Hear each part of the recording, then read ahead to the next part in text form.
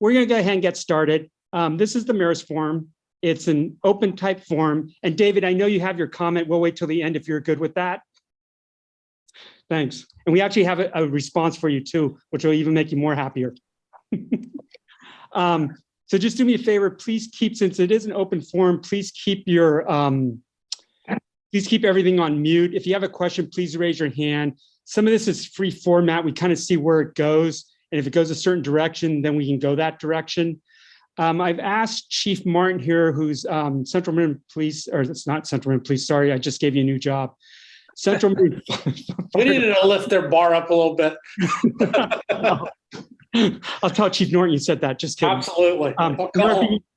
We are being recorded. Don't worry about it. I've asked him here tonight not to talk on the fire part, which maybe we'll have him throw in a little fire thing at the end. No pun intended. But what I asked him here tonight to come and talk to us about is paramedics. Sometimes I think it kind of gets overlooked, but it's an integral part of our community. I see them running, shouldn't say running, lights and sirens a lot of times from east side to west side, vice versa. So again, I just think it's an important part of our community. It just kind of gets overlooked. So I wanted Chief Martin just to kind of talk about how the paramedics work in Corte Madera, how many units we have, what kind of runs they go on that kind of stuff. And I haven't done this before. Rebecca's going to help me with it. I actually have some stats because I think when I looked at the numbers, I was really shocked at the number of runs that our paramedics go on and the types of runs they go on. I was just really surprised. The numbers kind of put it more into perspective. So with that, I'm going to go ahead and turn it over to Ruben. And again, if anybody has any questions, I talk fast sometimes. Sorry, it's just my nature. Please feel free to raise your hand and we can interrupt or go off in that direction. So with that, I'll turn it over to Ruben. Thanks. Thank you, Mayor Casisa. Thank you, everybody, for having me here today. Mayor Casisa, as he kind of framed it or teed it up for me, is just to talk about what we do in the fire department and primarily with the paramedic program. Paramedics, I think, first started gaining light in the fire service probably right around the 1970s, early 1980s. Everyone can possibly remember the TV show Emergency 51. You know, that's kind of how I became enthralled and enamored with the fire service and kind of brought me into it. But in Marin County, I believe the first paramedics that were trained at Stanford University, I want to say, was in the late 70s, early 80s. And that was a component of Marin County Fire Department to try to cover as much care to the citizens out in West Marin, which was a real rural community, which still is, and separated from any kind of advanced medical care. So your emergency rooms and so forth. Fast forward to about 1981 or so, as this paramedic program was starting to evolve, we realized that there was lack of advanced medical care within what I call the greater Ross Valley, which is all the way from Fairfax to Corte Madera. Just think of that as when I talk about the greater Ross Valley, it kind of encompasses that whole area. We realized that there wasn't enough ALS or advanced life support being given at the street level, that the science was coming out that could then increase the chance of someone surviving any kind of traumatic injury, any kind of medical emergency that would happen. It actually provided firefighters with basically emergency doctor level skills at the street level. So medications, automatic defibrillators, advanced medical training and so forth. Back in the early days, what you thought about firefighters, a lot of it was advanced first aid, which what we now call a first responder level trained. And what we thought was super advanced when I first started was emergency medical technicians, which were firefighters trained to that intermediate level, to the point where we could start CPR, can assist with the bag valve mask, which is basically that balloon mask that you see people getting ventilated in during CPR. And pretty much that was all we could do as EMTs, aside from stopping the bleed, splinting fractures, and so forth. However, if you were unable to get to a hospital within a short period of time, your mortality rate was pretty high and dramatic. So like I mentioned, in the 1980s, the Ross Valley Paramedic Authority was created as a JPA to provide paramedic services to the greater Ross Valley. So that went from Corte Madera all the way to White's Hill in Fairfax. So that's a pretty broad range to have paramedics. And so what you ended up having when the RVPA was created was one paramedic ambulance with two paramedics on board for the entire community from the greater Ross Valley. So you think about Fairfax, San Anselmo, the Sleepy Hollow area, Kentfield, Larkspur, and Corte Madera. So you had one ambulance for the entire area. In the 80s, that was probably sufficient enough to probably suffice the entire system because we had highly trained firefighters, or at least what we thought at the EMT level back in the 80s. In about the mid 90s to late 90s, I want to say right around 98, the town of Corte Madera had the forethought and was forward thinking and looking at response times to having a transport ambulance come to the Corte Madera area. And so in 1998, Corte Madera approached the Ross Valley Paramedic Authority and stated, can we have a second ambulance brought up within the system to provide that transport capability from getting an injured or sick individual from their home, the roadway, a ditch somewhere to the appropriate medical facility.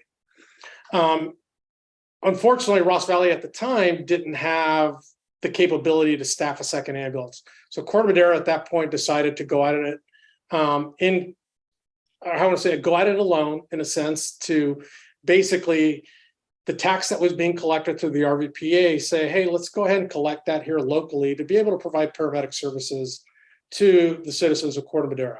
So what did that do for us? That provided us to then go ahead and increase our level of service that we provided to our community. One, by providing an ambulance in town that could then transport citizens from Corte Madera, Larkspur, and on the east side of the greater Ross Valley to the appropriate treating facility. When that happened, it also gave us the ability to then go ahead and start putting paramedics on the engine company, which was a tremendous forethought when you start thinking about paramedic and how we deliver emergency services to our community. And so with that, brings us fast forward to where we are today. We, since 2015, merged with the Larkspur Fire Department, and then which allowed us to go ahead and increase our staffing to then have engine companies with 3 firefighters on board with 1 paramedic at a minimum on each fire engine, and maintain our level of service to paramedics on the ambulance. So on every call that we go on, regardless of what it is, you already are having 3 highly trained individuals at a minimum. And when I say that at a minimum, because 3 are doing the treatment, but yet alone, we may have engineers who are drivers and the captains who are the company officer who are also trained at that paramedic level. So you could have 5 paramedics on scene, which has dramatically increased our level of service that we provide and dramatically increases the community survivability rate in the event of an emergency. A couple of things when Fred mentioned earlier of what types of calls do we go on and so forth as a paramedic unit. So our paramedics are not only paramedics and do advanced level medical care and emergency care, they're also firefighters. So they run that dual role function to whenever we have a fire, where it's a house fire, a grass fire, a massive conflagration somewhere, big massive fire, we're always having a paramedic a paramedic ambulance accompany to that incident that are firefighters that can go to work to help extinguish the fire, but also to be there for rapid care of any community members that may get injured in a fire or any firefighters that get injured. So it kind of gives us that bonus added effect of having firefighter paramedics. Our department is 4 stations that covers Larkspur and Corte Madera. We run an average of approximately 3,800 calls a year as a fire department.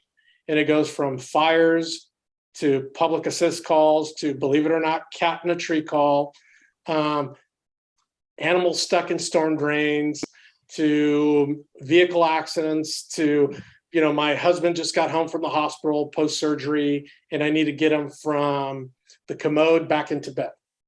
So that's a wider range of calls. So as a department, we do 3,800. Now your local ambulance, which is Medic 14 here, that we're going to talk about runs approximately 1,950 calls annually. So in 2021, they ran 1,950 calls. And so when Mayor Casisa talks about, I hear the ambulance going back and forth all day long, and it seems that way sometimes. And so if I looked at all of our statistics on where we cover for our paramedic ambulance, I look at the paramedic ambulance as part of an integral EMS pre-hospital system. And so that's just one slight component, with another component being our paramedic engines. So our paramedic engines are there to start treatment and render care immediately until the ambulance gets there. Because as our organizations, we tend to have, our minimum staffing is having a paramedic on every engine, along with the 2 on the ambulance. With the 1,900 calls, when I was looking at the call volume and where they go, they respond all the way and have gone calls all the way from Marin City to downtown San Rafael, and then all the way down the greater Ross Valley into Woodacre sometimes. And that just depends on how busy the system is at the time, because most agencies try to use their ambulance first. However, if, let's say, San Rafael's ambulances are all out on calls, then what we end up doing is sending the next available resource. Because at the end of the day, our constituents and you as our community members want to know that when I call 911, am I going to get the appropriate resources that respond? So am I getting a firefighter? Am I getting a police officer, or am I getting a paramedic unit? And at times you really don't care, when you're having a medical emergency, what patch is on your shoulder. So what we do is, the county as a whole, we tend to back each other up when anytime we start getting busier within the system. Types of calls on the ambulance, they range similar to a stub toe, a broken toe. I fell down on a trail call earlier today. They were up at the Eldridge Grade Fire Road, picking off a hiker who had fallen and gotten injured. To, we're going to San Quentin and transporting some of our residents there to the hospital. To bicyclists, vehicle accidents, extrications, where we're using the jaws of life to get individuals out of their vehicles and then getting them into the hospital as quickly as we possibly can. So that's kind of it in a real high level overview of kind of what we do. Of course, there's more to it that we do than just respond to calls. They are involved in the amount of training that these young men and women need to go through to maintain their paramedic skills. Because as we know, paramedicine is always evolving. We're learning new things. There's new medications that come out, new protocols on how to do CPR to try to increase the level of survivability for our community members. That's always changing. They've got to maintain all these continuing education, let alone maintaining all their fire skills. As we know, we went from the 1970s to responding just to vehicle accidents with a jackhammer or with a sawzall or a hacksaw to now today going to hazardous materials incidents, terror threats, school shootings, you name it. Our firefighters are getting trained to be well-rounded, to be ready for anything that is called upon us. Hey, Ruben. So Yes. if I call 911 on a medical emergency, who shows up? Is that an engine company with paramedics on board? And then do they assess? And then if I need to be transported to Marin General, does the ambulance then show up? How does that kind of work? Yeah, so when you call 911, your call is taken up at our communication center up at 1600 Los Gamos under the sheriff's office. And they do what's called EMD dispatching. So they basically emergency medical dispatch, and they have a series of cards that then triage what level of care you need. And then they try to send you the resources they need based on what responses you give them. However, with that said, we don't wait until we get through that whole Rolodex of cards before we send anyone. You call 911, they go, okay, what's your emergency? Yeah, I've fallen down. I think I broke my leg. Okay, we're going to start some resources. So you'll get an engine and an ambulance on the initial dispatch. If it's a cardiac arrest, we send 2 engines and 1 ambulance. And the reason why we send 2 engines It's because we need the staffing and the resources there, manpower, so to speak, to be able to successfully do CPR on someone with enough rotation to where the people who are doing compressions aren't getting tired and we're doing inadequate compressions. So we've learned through the science is that we rotate everybody through on those types of calls. But you get a paramedic engine and a paramedic ambulance on each of those calls simultaneously. Okay. And then I know the big thing nowadays is medical cost, health insurance and all that kind of stuff. Do you know how that works? If I, again, call 911, ambulance shows up, they have to transport me to Marin General for whatever reason. Well, there's two sides. When they have to transport me to Marin General, does that mean my health insurance, there's a cost involved and they pay that? That's kind of part one. And then part two is I'm going to assume, but just to kind of clarify, if it's just a simple at-home type thing and I don't need to go to the hospital, paramedics go, hey, you can go to your doctor, you may want to go tomorrow or the next day. I assume there's no cost for that, right? Yeah, so I'll start with that one too. So two-part question. We'll start with the one that what we call a release at scene or a dry run. Basically, we get there and realize that through our assessment, there is no real medical threat here or medical need that you need to go to the emergency room. Just call your doctor. Say it was a simple fall out of bed. We get there, we evaluate them. You're not injured. You're fine. We recommend you contacting your doctor tomorrow morning. Thank you. Have a good day. And that is it. No bill. Because your paramedic services are being paid for already through how we're funded through the fire department and through the paramedic tax. Now, on your other question, say we do transport you to the hospital. And we'll take you to Marin General. So you got into a vehicle accident and we'll say you've got lower back pain and neck pain. We do all the treatment on scene, put you in the ambulance. We want to take you to the hospital so you can get further evaluated to make sure you didn't fracture anything. One, because yes, we're pretty good at what we do at assessing our patients on the side of the roadway. However, we don't have that higher level of equipment like X-ray machines, CT scans, and so forth to take a deeper dive picture on what's going on inside. So we'll take you to the hospital. They'll do those evaluations. For us, what we do is we will bill your insurance company. And then usually sometimes the insurance company, depending on what our level of rate is and what they actually pay, there may be some slight differences. And then what we end up doing is we have a company that we use that tries to collect as much of those resources through either Medi-Cal, Medicare, and through your insurance company to try to validate why we took you to the hospital. Aside from that, we do not bill you anything on beyond that, at least for our Corte Madera residents, because you're already paying a paramedic tax. Okay.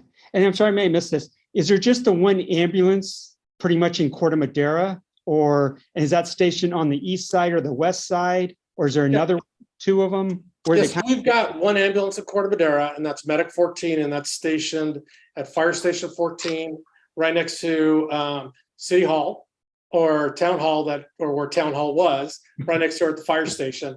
So we're on duty 24 hours a day, 7 days a week, 365 days a year. There is always a paramedic ambulance that responds out of here. And if we're on a call, the next available ambulance may be coming from Station 18 in Ross or within the Ross Valley as backup, or you may get it someone from San Rafael or an even medic unit from Tiburon. But your primary unit is right out of downtown Corte Madera. Okay. I assume the response times are pretty quick on the medical emergencies. Yeah, I looked at our average response times, and based on the national average is about 9.5 minutes from time of 911 call to the time you arrive on scene. And I think we're somewhere at about 5.5 minutes from the time we get toned out to the time they're on scene. Okay. And that's not including the time the engine company gets there. So the engine company, like say if there's a call on the east side of town, we'll say Aegis, right there next to the Nugget.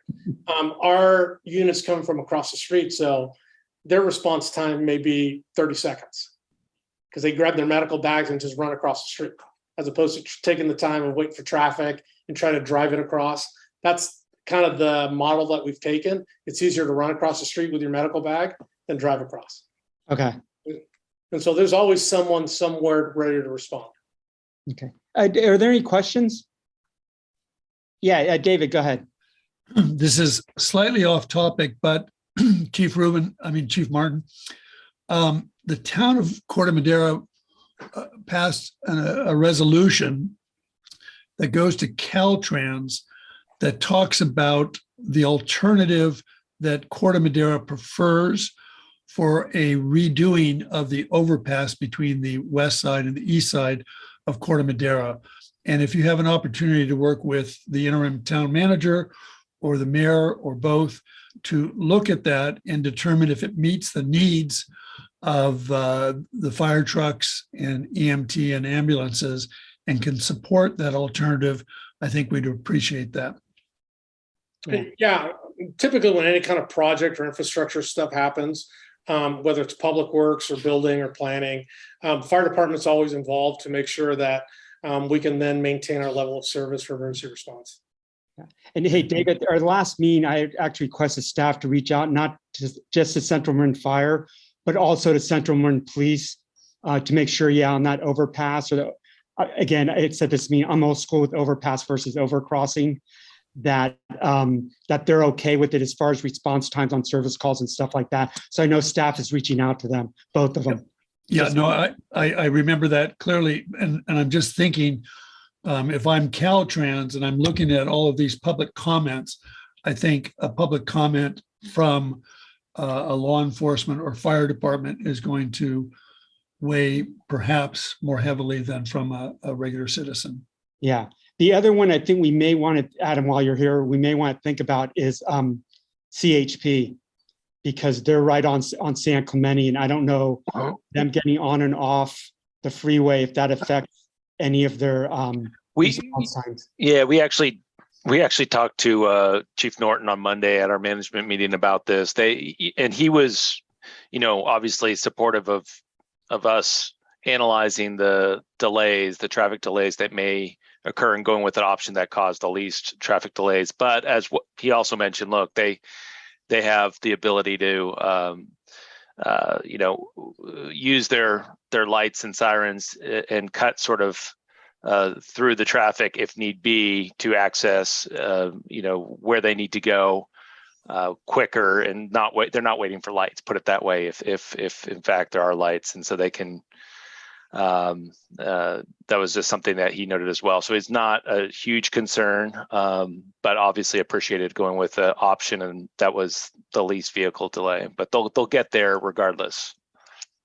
Okay, thanks. And then Ruben, I can't remember, is Central Marin Fire, are you guys set up to where the stop lights, the red lights, green, that those automatically turn to green when you're on a call? Okay. Yes, we've got a system called M-Track, which is in all of our vehicles. Anytime we're driving lights and sirens, we can preempt almost every intersection.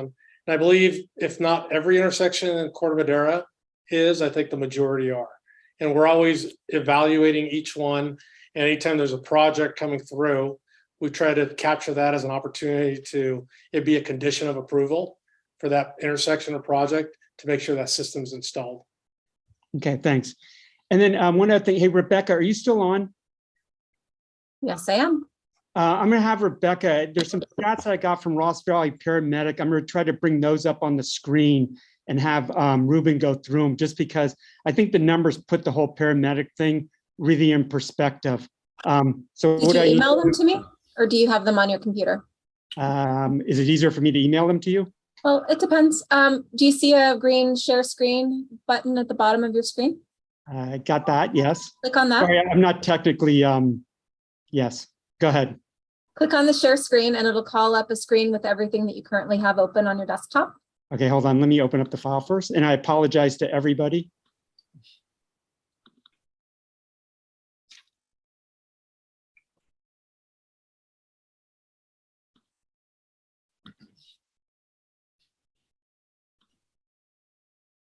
Okay, I have that open, but I don't see the document. I could try opening mine up, Rebecca, if that works. Oh, you have that also? Yeah, I have it up. Okay. You're more tech proficient than I am. Can everybody see that? Yep. Okay. So what we're looking at here is Corte Madera is also part of the Ross Valley Paramedic Authority. So when we meet quarterly, we give statistics of all the kind of calls we get. A lot of it is just to look at what the current trends are. You know, are we seeing an uptick in falls? Are we seeing an uptick in lift assist? So that way we can then start preemptively looking at, okay, is there a program out there? Like, for example, if we're getting a lot of slip and falls, okay, maybe something's happening in an individual's home, or is it community systemic issue that then we can look at to try to start doing some of these risk reductions. So that when we can try to keep some of our community members from going to the emergency room whenever we can. So for example, here it looks at statistics from 2019 to 2021, which 2020, let me zoom in a little bit. 2021, it looks at all the calls. Here it says 1,758 calls, with 1,128 of those being transports. So you start looking at the majority of our calls, and I'll try to do the math here real quick. It's a high percentage. Yeah, you're looking at about 65% or so of the calls we go on, we're transporting a patient. 68% of those were, or 68 of those calls in 2021 were a lift assist. And what we call lift assist is basically someone falls out of bed or needs help back into bed, or like we had mentioned earlier, someone who had surgery and needs help off of a commode and then back into bed. Those are those types of calls. So we run anywhere between 68 to 100 of those a year. And then the no patient found are anywhere on average between 100 to 170 or so. No patient found meaning that someone driving by on the side of the road saw someone, what they appeared to be slumped over to the side of on the wheel. We show up and it's someone sleeping in their car. So that is basically no patient found. Or someone says, hey, as I was driving by, I saw someone fall off their bicycle. We called 911. When we get there, there is no patient, no medical incident, and so forth. So that's kind of the trends of what we run on. The majority of our calls are fairly legitimate, meaning individuals need to go to the hospital and get transported, or at least need to get evaluated to see whether they need to go by ambulance or they are well enough to go by private vehicle. Hey, Ruben, did you see any shift in the numbers during COVID? Yes, what we ended up seeing was a dramatic shift in non-transports or the amount of call volumes that we had. As you can see here, it says 1608. See transport calls. What we tended to see were a lot of calls where individuals were afraid to call 911 because they were afraid to go to the hospital, because they were afraid to contract COVID, because that was early on in the pandemic where all of us in society had no idea what this pandemic was or what it can do to us. And we were afraid to then contact 911. So what we started doing was seeing a trend of increased cardiac arrests, increased non-survivable strokes, or strokes where we can't reverse the effects of the initial stroke with blood thinners within that first 60 minutes of signs and symptoms occurring. And so what we started was a huge campaign letting them know that, or trying to educate our community members that do not wait for some of these medical emergencies until it's beyond that point of no return. You know, if you start having chest pain, don't wait to call the ambulance. Don't wait till you're, to the point where you can't call 911 and go into a cardiac arrest, so to speak. So that's kind of the trends that we were seeing. Where we saw a huge spike was every time we saw a spike in the COVID numbers, we saw a huge spike in transports to the hospital, because at that point, our community members were suffering severe respiratory distress. And at that point, they needed advanced medical care and they couldn't stay at home for treatment. Okay, thanks. And then let's see, on this next page, it talks about high alert calls. And so these high alert calls are STEMIs or ST elevation myocardial infarction. That's basically when you start having changes in your EKG or your heart rhythm. We look at those that we can read your heart rhythm, and if it's showing us certain indicators, what we call STEMI, that means you're having a heart attack, and we need to get you to a catheterization lab immediately. And so a lot of times when we're having these STEMIs, we are able to then bypass the emergency room and go straight to the cath lab, where you've got a doctor and a radiological team ready to then administer the thrombolytics to then reverse whatever occlusions you're having in your coronary arteries. The other calls that we have that are high-level calls are your strokes, your sepsis, cardiac arrest treatments. We start looking at the cardiac arrest survival rates, which are fairly low. Unfortunately, Narcan use was huge over the last 3 years because we started seeing a rise in opiate overdoses, primarily with fentanyl. Here shows you our traumatic events, which are your high-level calls, because if you're having a serious traumatic event, there's a section where us in paramedicine call that golden hour. That means we want to get you in the emergency room, getting treatment, and hopefully in a surgical room within that golden hour of the emergency or traumatic injury. So for example, you're crossing the street, you get hit by a car, you are bleeding internally. We want to get you to the emergency room and in the operating room within an hour. And that's what we call the golden hour, because that increases your chances of surviving that traumatic injury and reduces any long-term deficits that you may get from it. And then of course, our pediatric calls are high alert calls. And then anything that has to get airlifted, typically to a higher level trauma center or directly to Children's Hospital or a burn center. So we start looking at all of these as our high level calls. And then right above it, it kind of shows you how many we had as agencies.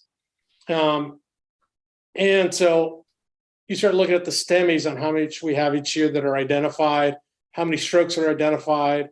Sepsis, it's an overall blood infection that can really dramatically affect your blood pressure. And then, of course, what we talked about, cardiac arrests, the Narcan usage, and then traumatic injuries can go anywhere from a broken leg to a massive vehicle accident along 101. And then what you see is the Mission Life awards below is the American Heart Association issues awards to paramedic programs and paramedic assistant programs on how well we're doing and able to recognize these high alert calls and get them to the appropriate treating facility as quickly as we possibly can. So you can see that in 2019, we received the Silver Plus Award. And then in 2020 and 2021, we received the Gold Plus Award for identifying these calls, getting the persons to the appropriate level of care. And what we call as a successful outcome is when we can get that individual to walk out of the hospital and go back home and live a productive life. And so that's kind of these calls in a nutshell that kind of gives you a higher level overview.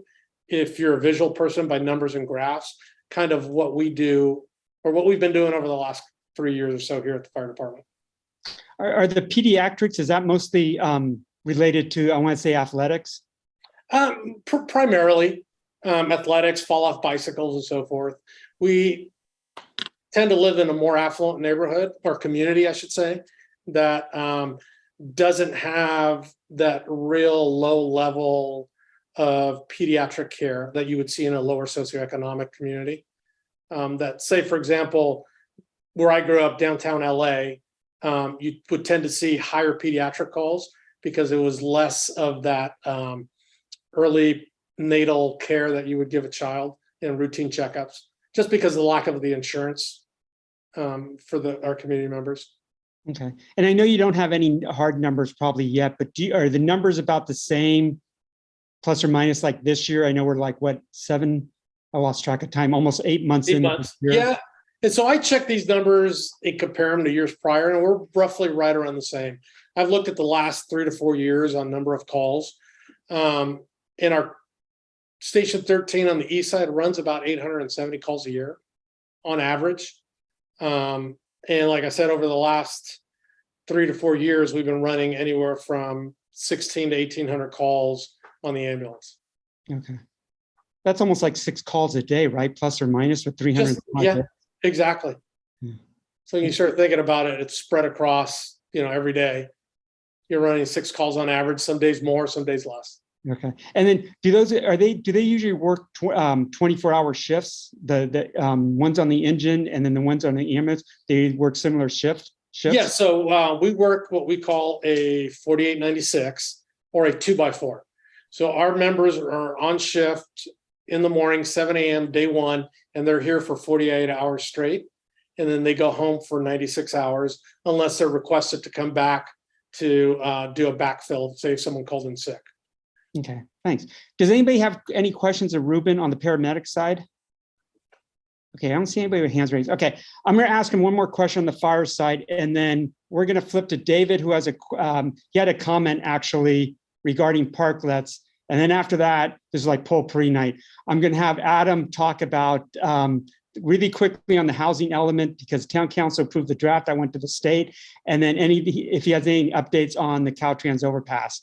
So Ruben, thanks for the paramedic. Really appreciate it. Great job. I can tell when we went from silver to gold. I think that speaks kudos for the program. And again, just the number of calls that you're going out on, I think it's just really amazing, the whole program. And I like the way you put the paramedics on engines also. So it's all seamless, the whole process. So I think that's great on that job. Yeah, and so for us, we look at it as an entire system as opposed to many parts of a system.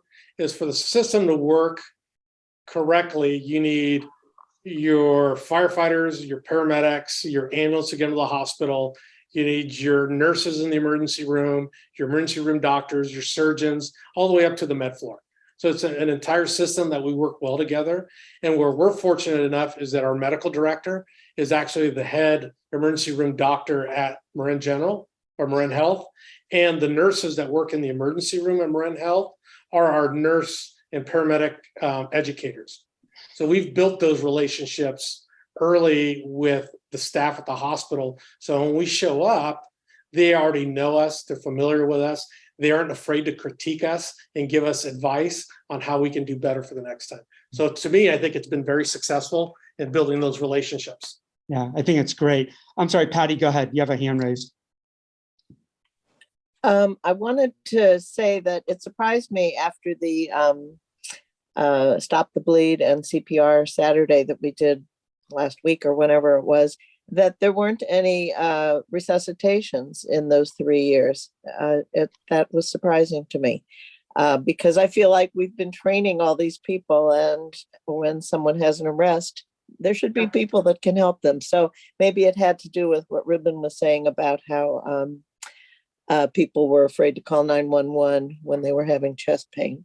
And the other is, I got a phone call early in the conversation. So I don't know if you talked about, isn't it time to renew the paramedic tax? Yeah, I'll let Ruben touch really briefly upon that. Because it seems like there should be a committee working on the PR around that. And it is Measure E, and it'll be on the November ballot for the citizens of Corte Madera to renew the paramedic tax. Happy to help. Thanks, Patty. Always Thanks, Patty. appreciate it. Okay, so off paramedic, we're going to go to fire. Any update on the fire side? Have you sent any strike teams out to theirs? What about locally? Wind conditions, fire conditions, all low, high? Well, status quo, we're still in a drought. Things are getting drier and hotter, as you can see out there. Traditionally here in Marin, we tend to see our bigger fire activity later in the season. I think it's because our coastal influence. And then we tend to be more ripe to burn, say, September, October, traditionally for us. And that's here locally. Wind patterns come and go when we look at them.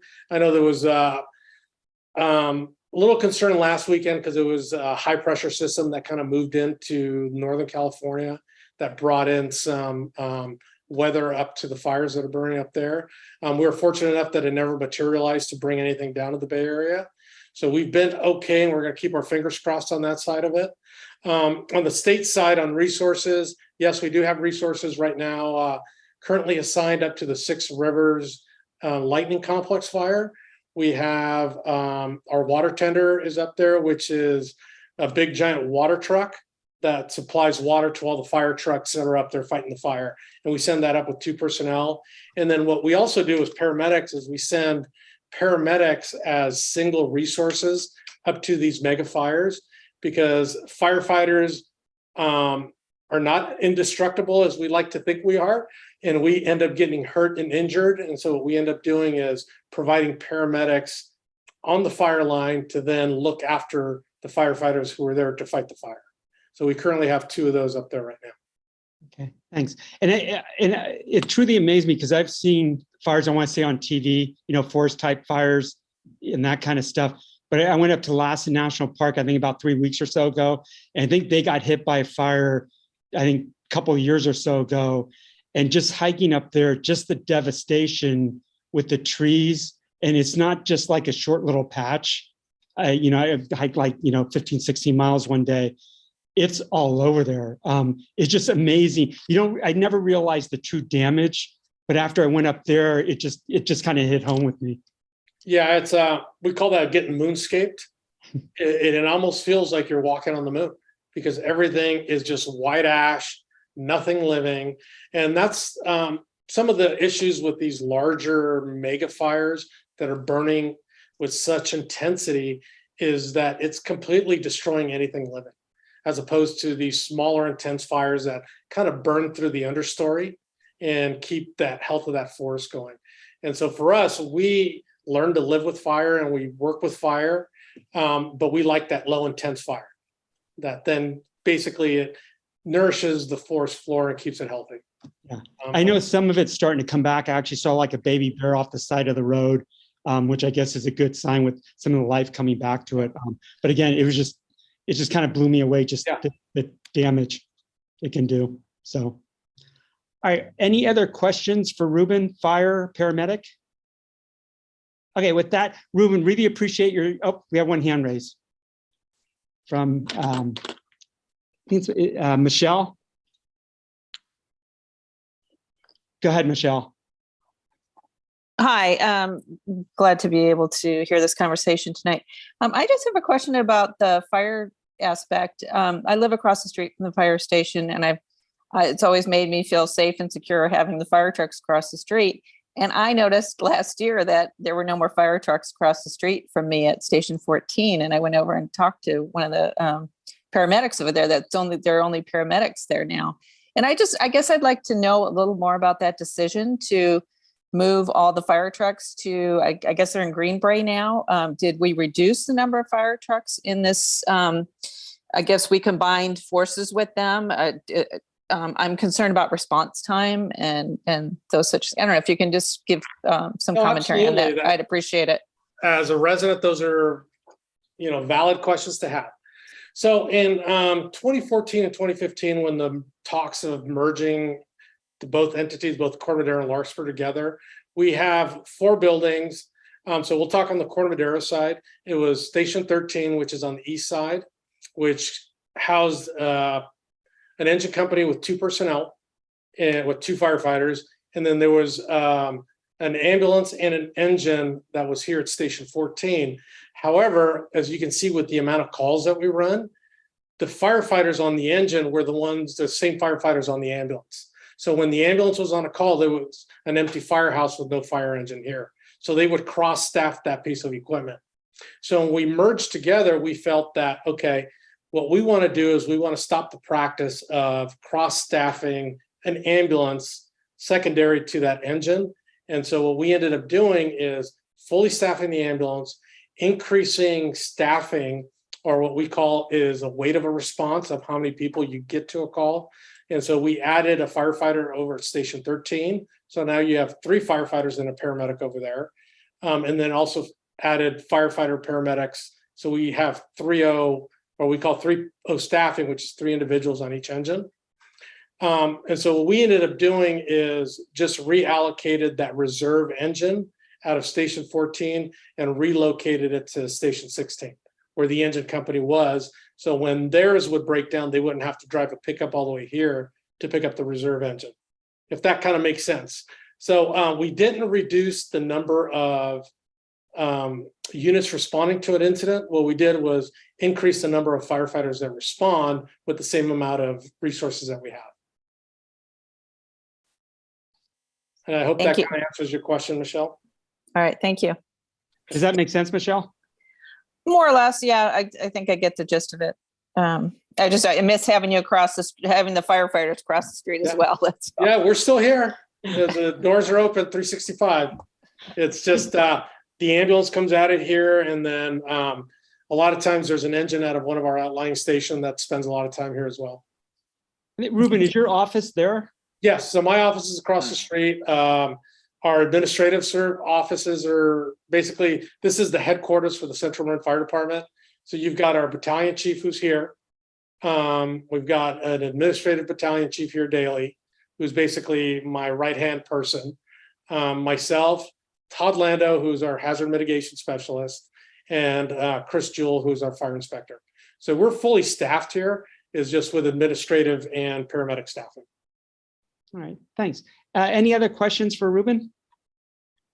Okay, so Ruben, I'm sorry. I was just going to say, if I can, Mayor Casisa, I just want to thank Ruben. I got to say, I love the way you explain things, and I got a full page of notes myself, writing everything down. I just learned a lot just listening to you. So I think, just really fortunate to have you at the helm of, our fire department. And thanks for all of your thoughtful explanations tonight. So thanks for coming on. Oh, my pleasure. Anytime. Thank you. Yeah, thanks, Ruben. Appreciate it. Thanks. I'm sorry, Susie, do you have a question for Ruben before he takes off? Go ahead. I'll stick around to the end. no, I put the clapping emoji up.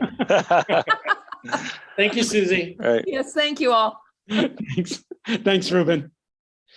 Okay, with that, we're going to morph into, I'll call it poll-pre. I'm going to let David talk really. David, if you don't mind talking, because you sent us an email today about parklets, and you'll save Rebecca from having to read it. So why don't you go ahead and talk about it? Thank you, Mayor. Listen, I'll just briefly summarize a note that I sent to most of the people in town, particularly the planners and the interim town manager.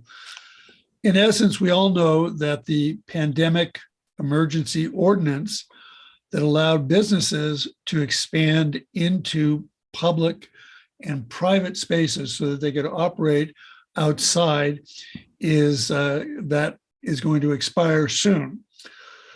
Virtually all over the state, this has been an experiment in using outdoor space that has by and large been very successful. So here in Corte Madera, I'm working on behalf of Zin's Wine Bar, as well as any other restaurant in business, including the gyms and other restaurants who are successfully utilizing their outdoor shared space. Some of it's private, some of it's public in the scope of parklets. What I provided to the town and to the planners is that we're really fortunate in that the concept of parklets was started by Mayor Newsom, who was and is a restaurant owner himself. And so San Francisco has been on the cutting edge of the rules, the design, the regulations for parklets that will serve both the private interest of the restaurants and the neighborhood for use of sidewalks and the parking spaces for commercial use. So what I pointed out is that San Francisco has already adopted a new ordinance that is for what they called shared use. And it's pretty sophisticated. As you can imagine, they're a much larger entity, but they do a bang up job of really anticipating so many of the conflicts that might arise. And in addition, San Francisco developed a 66-page manual of how to implement the applications for shared use, parklets, et cetera, post the COVID pandemic emergency ordinance as expiring. So we're really fortunate as a town to be able to look at what San Francisco has done and sort of pick and choose what is appropriate. And also tonight, actually in 30 minutes, the Planning Commission of Mill Valley is meeting to adopt a similar scaled down ordinance that will allow Mill Valley to continue to have what they called seasonal outdoor business programs, which is essentially the use of public and private space that has been successful. And their ordinance is much simpler than San Francisco's, but can be helpful for Corte Madera. So in summary, what I want to make sure is that our neighbor businesses are not required to remove their improvements by December 31st. And that can happen in two ways. One, the Planning Commission and Town Council can move quickly to adopt a new ordinance that allows businesses to apply under certain standards and then be granted an application to continue to operate. Or two, if between now and December 31st, that's a little too rushed, then I would ask that the town council simply adopt an extension of the current emergency ordinance so that all of the businesses in Corte Madera that would seek to apply would have an additional 90 plus days to allow the town to work on and have the public provide input on what is an appropriate use of continued ongoing public and private space. So that's it. I mean, I think you all know, if you've had any interaction with the extraordinary success at Zen's, what happened during the pandemic and subsequent to the pandemic being much healthier and solved is that there's an energy in this neighborhood, which is my neighborhood. It's just down the street from my home. It really is remarkable. That corner in conjunction with the gazebo and the music during the summer is a remarkable destination for Corte Madera and other residents. And I think we should do everything in our power to support that, and not only for Zen's, but other businesses that need their outdoor space as well. And so thank you for hearing me out. No, thanks, appreciate it. I've been working with staff on this, and I've had conversations with some of the business owners. So I'm going to let Adam talk about the subject, but I know we're working on a solution. It may be more the later because staff may not have the bandwidth right now to go into a permanent solution. So again, it's all theoretical. It may be more extending the temporary ordinance if we can, X amount of months, gives us time to come up with something permanent, but then also having that overlap. So it's not like this one stops and this one ends, but there's the overlap. So there would be something continuous. But I'll let Adam speak more to that. Thank you. Yeah, no, I think you're right. And David, that's sort of the same approach we're taking. We're in the phase right now of just collecting all of the other ordinances that have been passed or considered and discussed throughout Marin, but San Francisco is also obviously another example to use.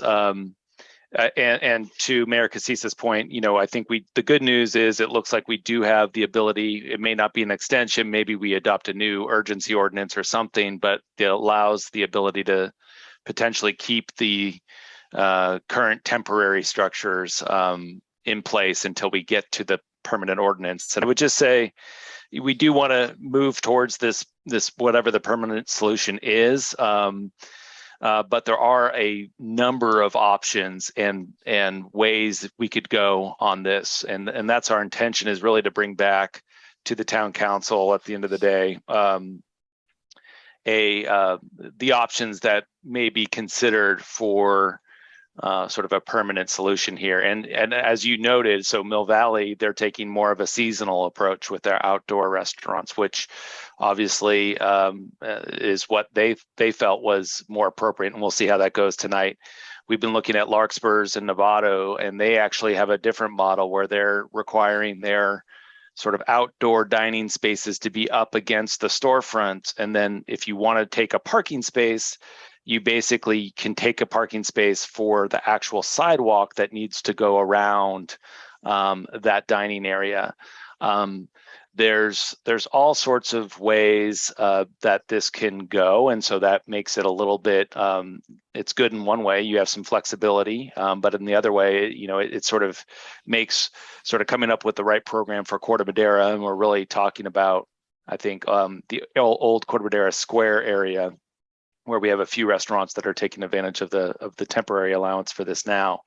But it does mean that there's a variety of decision points and options. And so, staff, we're going to be looking at in the planning department, along with Public Works. I mean, ultimately, this isn't a private property sort of zoning matter. It's really a public, it's in the public domain, sidewalks and parking. So we're going to work with planning and Public Works team on really evaluating what's out there and what might be the best options to consider, and come to the council with some recommendations. And it's not just also physical. There's programmatic, how much are applications for permanent sort of parklets, if you will. I'll call them parklets for now, but there's programmatic requirements for how long, are there maintenance requirements, et cetera, that we have to consider. And also one of the major things that we need to consider is the size and scale of them relative to a particular establishment. So anyways, that's where we are. I appreciate your comments, David. And certainly if there's other good examples out there that anybody has that wants to send staff's way, we're happy to look at them and make them part of the conversation. Yeah, I think before we go to Susie, I think the bottom line is, I think I'll say I like them. I like to keep them. Is just trying to figure out the program, the best way that we can keep them in place. Because I think you're right. It's good for business, and it's great for the community also. So I think it's like a win-win type thing. And one thing Adam said is, I was down Santa Monica last year sometime, and on Ocean Avenue, which is the main drag, the way they did it there, they actually put the sidewalk into the parking space, it was a little bit different, but it was almost nicer because the restaurant had that whole space, and you're not walking through a business, you're walking around it. But again, it's just one of the options. Okay, Susie, go ahead.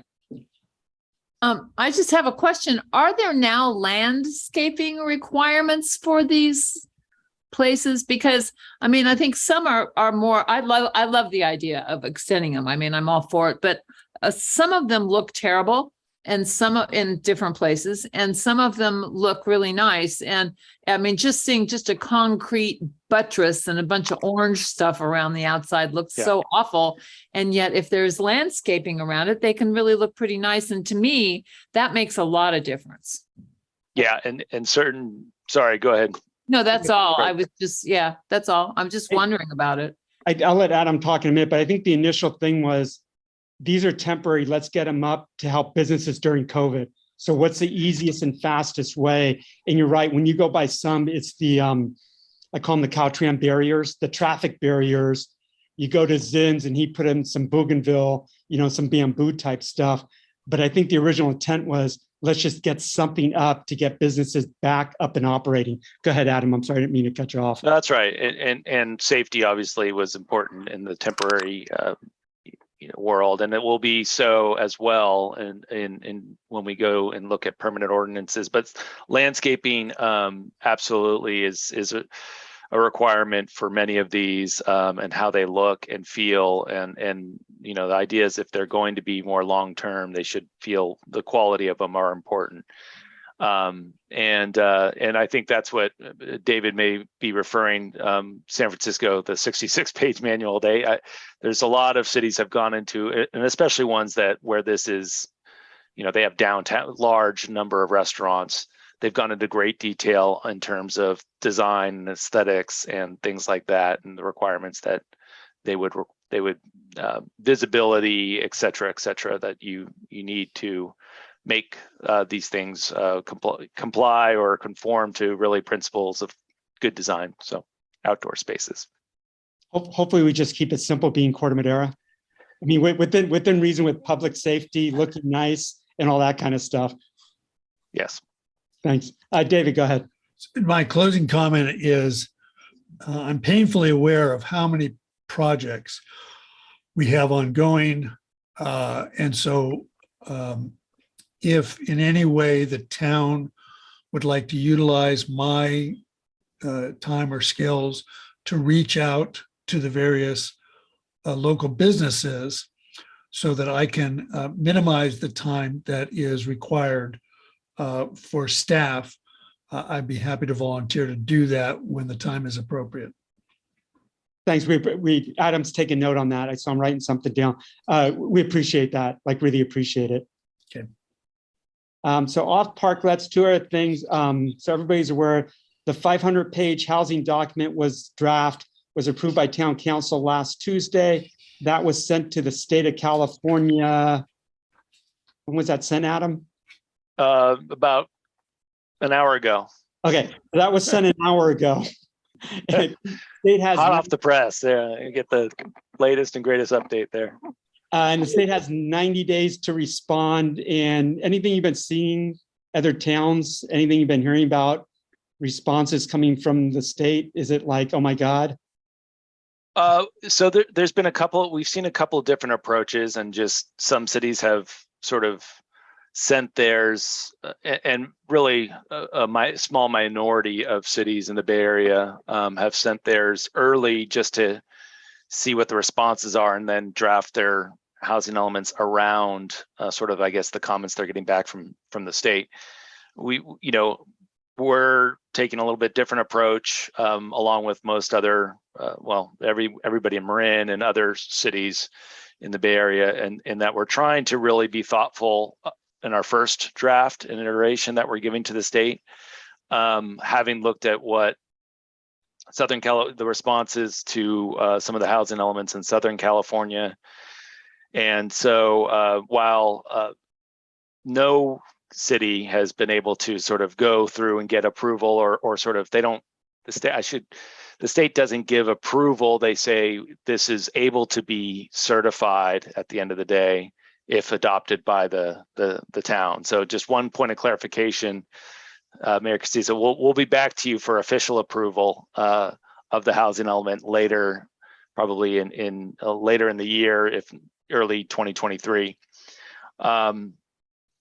So we will get comments, we will get things that we need to respond to, and they are, our understanding is that it takes the full 90 days to get those comments back, just because the number and of elements they're reviewing, the length, obviously, if ours is 500 pages, you can imagine some of the larger cities have probably even longer, but and really the layers of state law and requirements that now HCD, the state agency, is responsible for reviewing and commenting on. So we will get comments back end of November.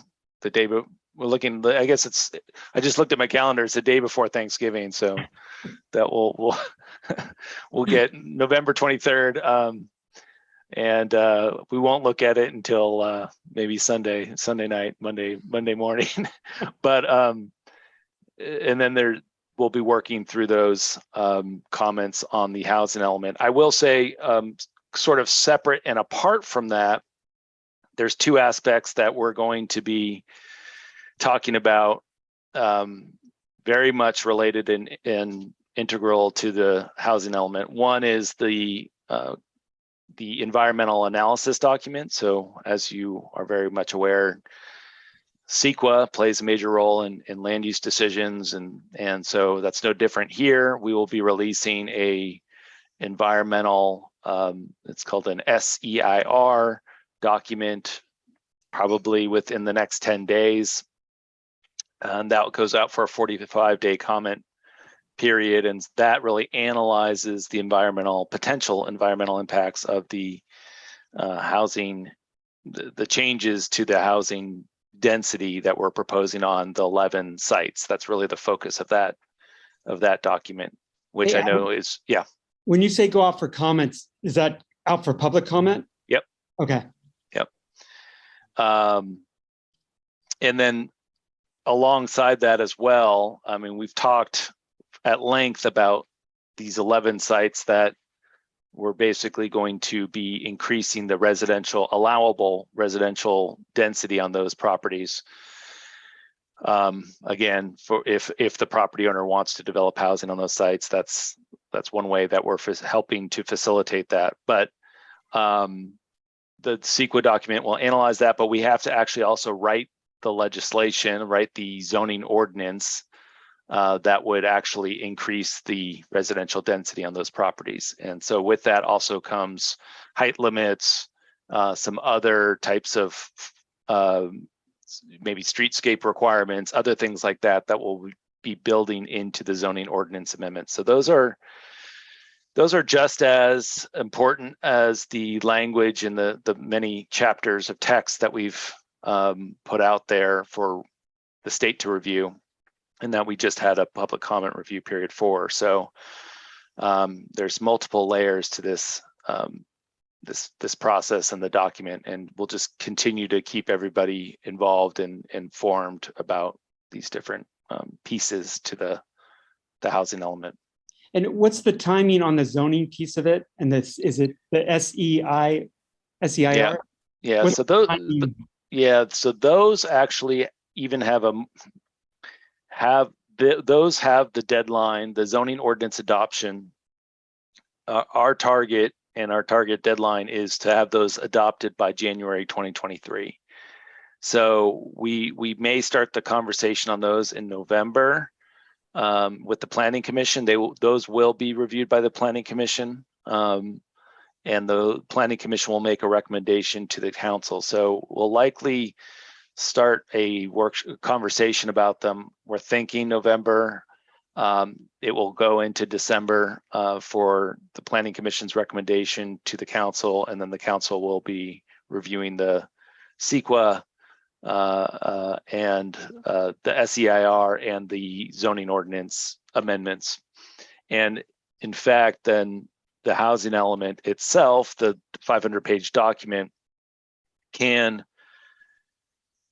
does have a little bit more time to be officially adopted. It can go into this actually the spring months of 2023. Although frankly, we'd all love to move this forward as quickly as possible and move on to other work. So, Okay, thanks. And I'm going to go out on a limb. I think the state of California, if they grade our draft housing, they're going to come back with an A-, only because they have to find something with comments.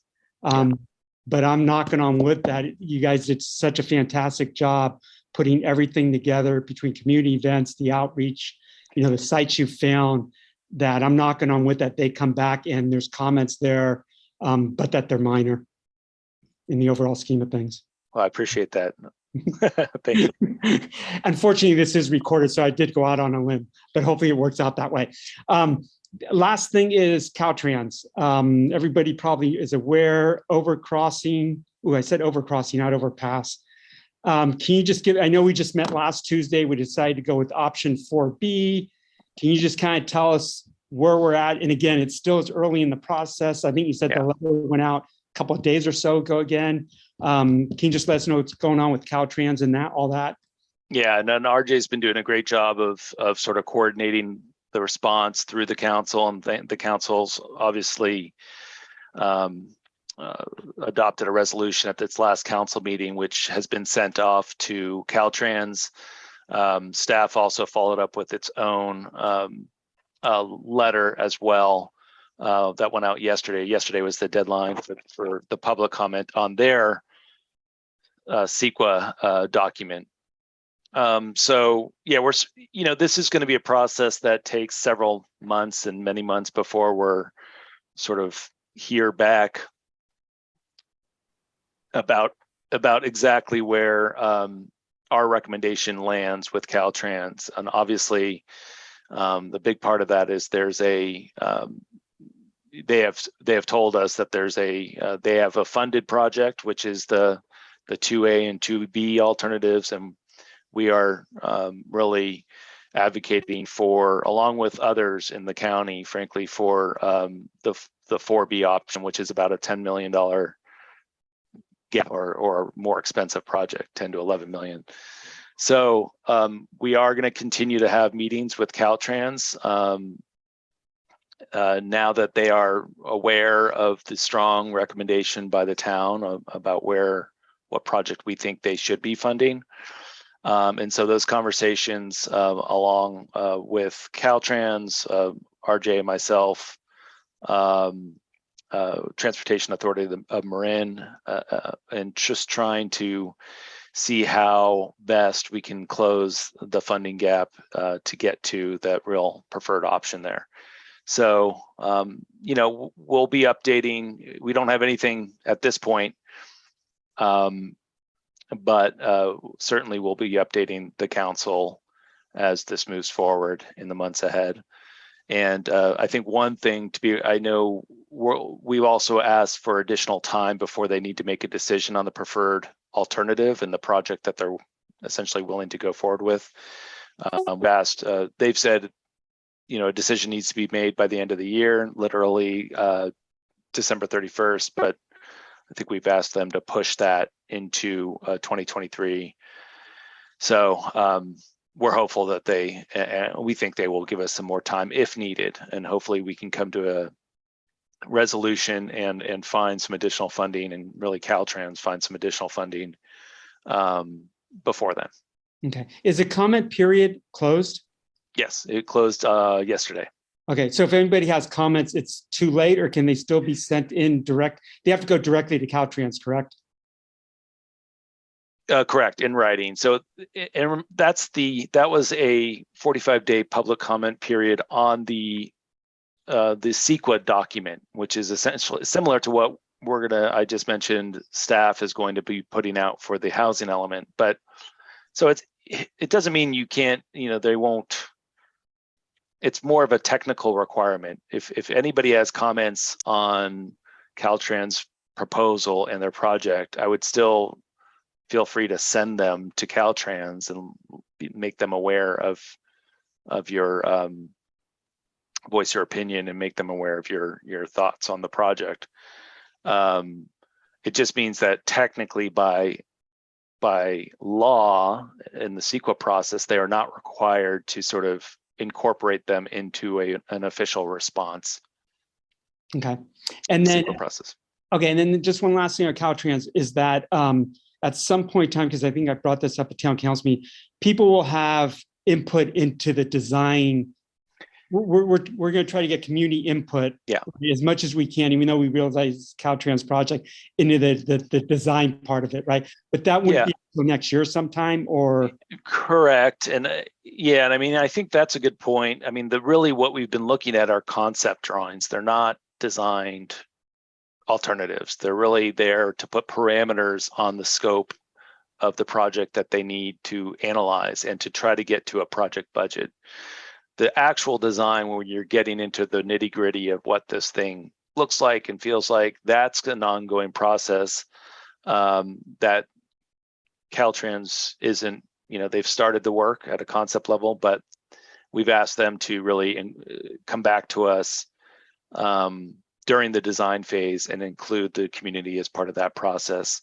And so I know we have some great community members who have already spent a considerable amount of time thinking about the details of what alternative 4B or one of these alternatives should look like. And frankly, it may be a combination of a couple of alternatives. The most important thing being it provides that separated bike ped path and really focuses on that comfortable experience. from one side of the highway to the other. And we've heard, some great comments, and all those I think really are a little bit somewhat premature. I mean, we're hearing them, and staff is taking those into consideration as part of our ongoing conversations with Caltrans, but we're not down to that level of detail at this point. All right, thanks. Any questions for Adam on Caltrans or comments? Okay, just one last thing, Adam, anything else going on, or is that enough? We have a busy road ahead of us, it looks like, but no, I think we got there's plenty more, but You mean we'll spare you tonight. We're already at busy road or busy overcrossing? right, overpass. Sorry, no pun intended. Thanks.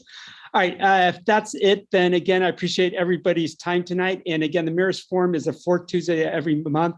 Hopefully next month, where I'm trying to get somebody from MMWD to come and talk to us about drought restrictions and all that fun stuff. So again, appreciate everybody's time, and stay safe, Ruben. Thanks.